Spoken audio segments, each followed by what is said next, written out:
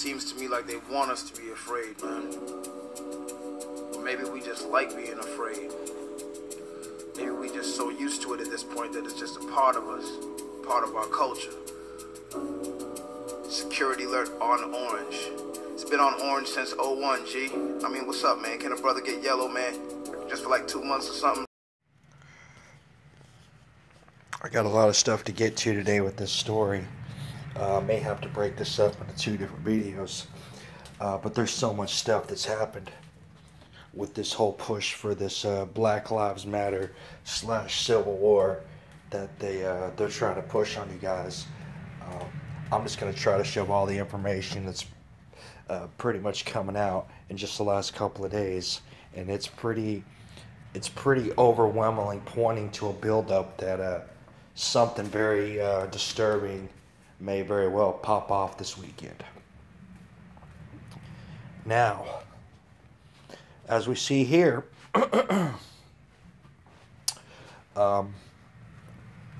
we've got the Battle Hymn of the Republic.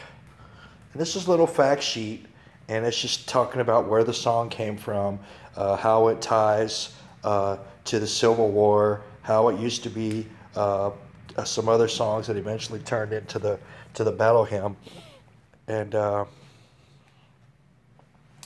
Battle Hymn of the Republic. And I just want to point something out to you.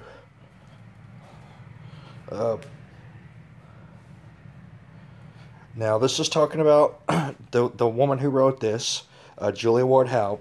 Julia Ward Howe's framing of the war within her newly composed hymn, however, gave the fighting a godly and ethereal spark.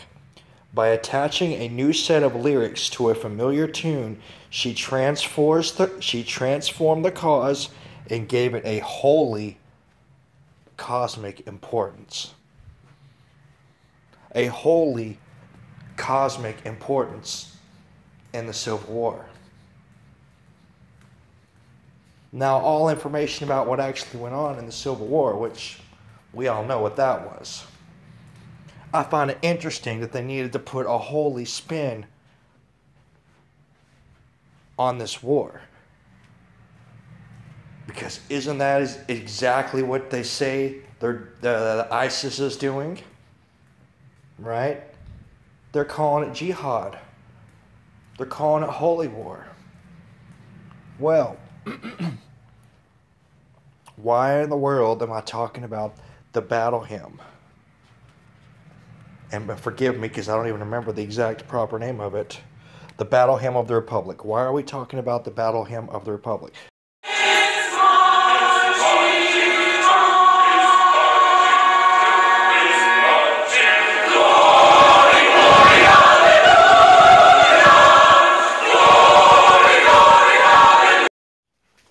So yeah, so we're back here because the song that you were listening to, which we had an ex-president dancing to, which was pretty damn disrespectful if you ask me,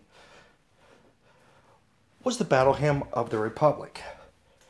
This is a memorial service to memorialize 5 dead police officers who died at a Black Lives Matter event, which, let's be honest, every time they have an event, something seems to go down badly.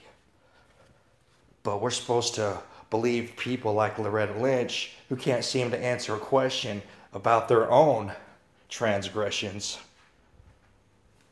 that these are peaceful people that need to keep protesting and that the government's going to protect their rights, even though something bad seems to follow them everywhere they go. Well, this is what they were singing. The same Battle Hymn of the Republic they used during the Civil War to put a religious angle on a war, which is quite interesting because it's the exact same thing that ISIS does in their ideology. Don't misunderstand and think Black Lives Matter is a race. Don't get confused. It is an ideology that's no different than ISIS and their jihad. It is an ideology.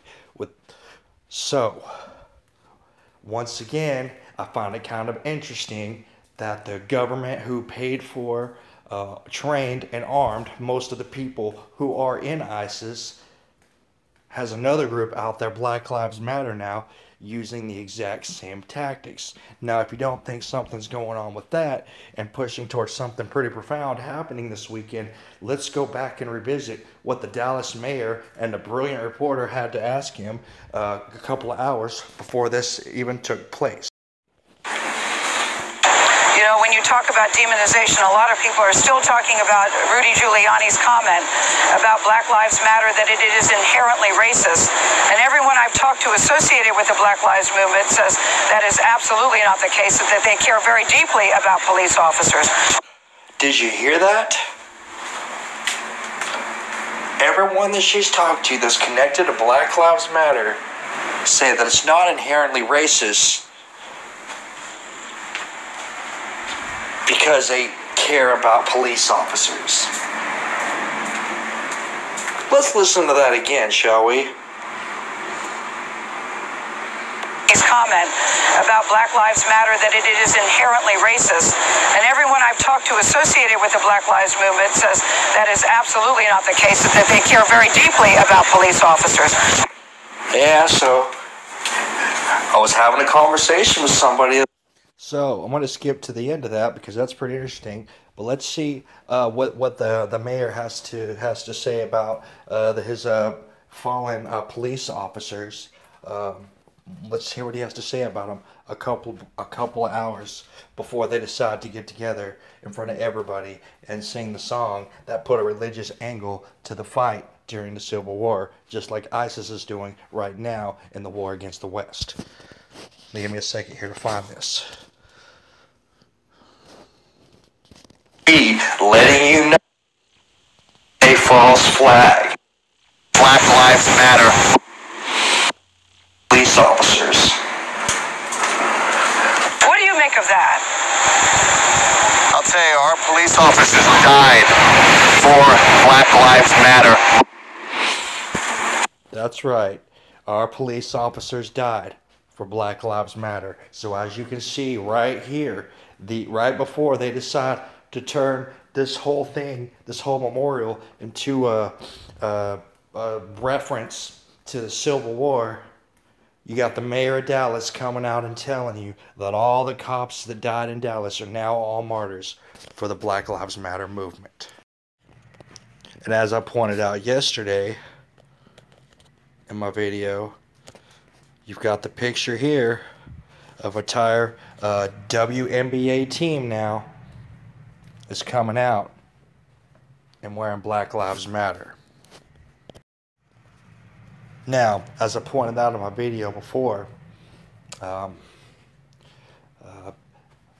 this follow-up threat that we had to the Dallas Police Department following the shooting, they said came from Houston, which obviously Houston was where they had the mass shooting, where they had the guy there who had moved there to find the Patriot movement, and he had moved there from San Bernardino, where there was another mass shooting.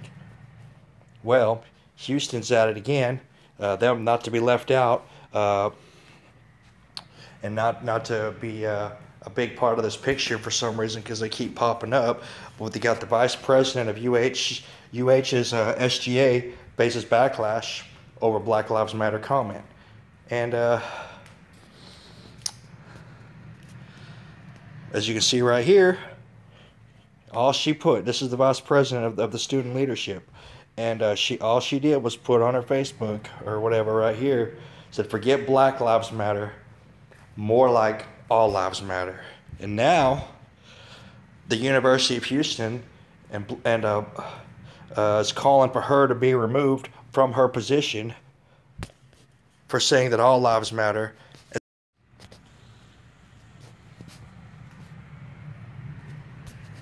We're all brothers and sisters, all lives matter to the great.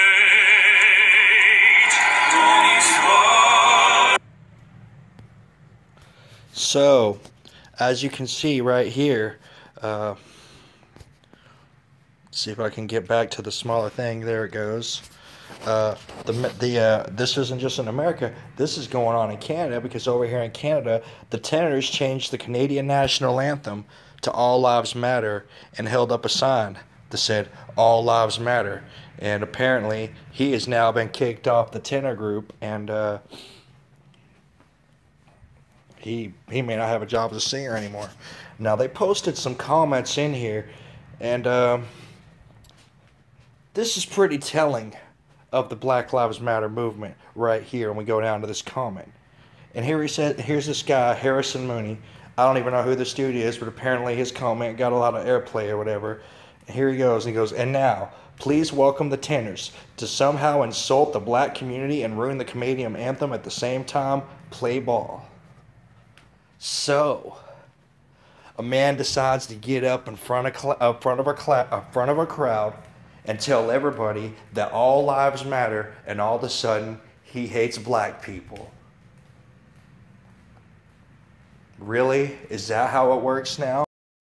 Now, as you can see right here, Dabu77 has dropped some bombshell story once again. I will leave a link to his video. This is something that I've been telling you about for a while. Y'all don't want to hear it. Black Lives Matter is funded by George Soros and other rich people who don't have the interest of any American, yet alone black people, in mind. They just want to rip apart America for their own profit, and that's why they're funding these guys who are being their puppets and doing what they ask them to do. We've been trying to tell you, and now here it is right here. BLM leader, right? Y'all remember the Ray getting arrested, right? Well, now it's come out that he lives in a home owned by a George Soros Open Society board member. All right? I wonder what the George Soros Open Society is.